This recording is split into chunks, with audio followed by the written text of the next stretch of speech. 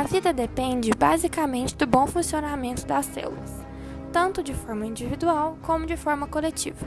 De forma individual, as células devem ter mecanismos que permitam garantir a normalidade estrutural e bioquímica. De forma coletiva, deverão se relacionar através de sistemas de comunicação e sinalização. As células usam moléculas como sinais para mandar uma espécie de mensagem para outras células. Assim, há tipos de comunicação que irão enviar essa mensagem. Vale ressaltar que essas comunicações poderão ocorrer por contato direto ou por intermédio de moléculas de sinalização, que será estudado a seguir. Dentre os tipos de comunicação intercelular, temos a comunicação endócrina, em que as células encontram-se distantes umas das outras. Uma molécula sinal é secretada pela célula endócrina no meio extracelular e, através da corrente sanguínea, atinge a célula-alvo, a qual possui uma proteína receptora específica. Nessa situação, a molécula sinal é um hormônio. Um exemplo disso são as glândulas suprarrenais, que produzem o hormônio adrenalina, o qual é responsável por elevar o nível de glicose no sangue. Há também a comunicação parácrina.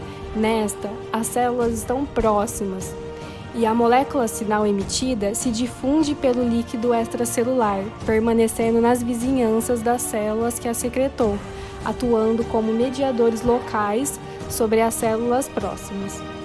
Essa comunicação é comum em processos alérgicos e inflamatórios. Além disso, também controlam a proliferação de células na cicatrização. Quando as células secretam moléculas sinalizadoras que agem sobre os seus próprios receptores, é chamado de sinalização autócrina, muito utilizada com a intenção de amplificar sinais, como a retroalimentação positiva. Ela pode também atuar na retroalimentação negativa, inibindo sua própria síntese. Isto é o que acontece nas células cancerígenas, fazendo com que consigam promover a sua sobrevivência. Outro tipo de comunicação é chamada de comunicação neurócrina. As células nervosas, ou seja, os neurônios, transmitem a mensagem a longa distância. A molécula sinalizadora é liberada de forma rápida no meio extracelular e atinge uma única célula que está presente na junção sináptica por vias privadas. Essa molécula recebe o nome de neurotransmissor. A célula emissora é sempre nervosa, podendo a receptora ser muscular ou nervosa igual à emissora. Para relacionar esses diferentes estilos de sinalização, imagine o campus da Unifal. Um sinal endócrino seria semelhante à transmissão de informação por uma estação de rádio de funcionários em diferentes pontos do campus. Um comunicado fixado em um quadro de avisos seria o equivalente a um sinal parácrino localizado.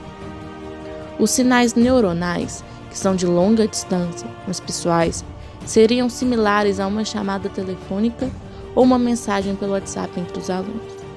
E a sinalização dependente de contato seria como uma boa e antiga conversa face a face. Na sinalização autócrina, os alunos de farmácia poderiam escrever um recado a si mesmos para lembrá-los de comparecer a uma aula marcada.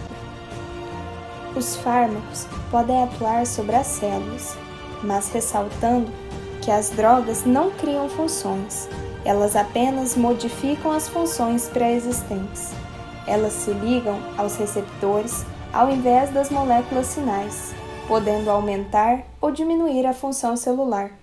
Sua capacidade de afetar os receptores é relacionada à sua afinidade. Seu efeito é determinado pelo período em que o complexo fármaco-receptor persiste e é alterado por mudanças de conformação que controlam a velocidade de associação e dissociação do fármaco de seu alvo.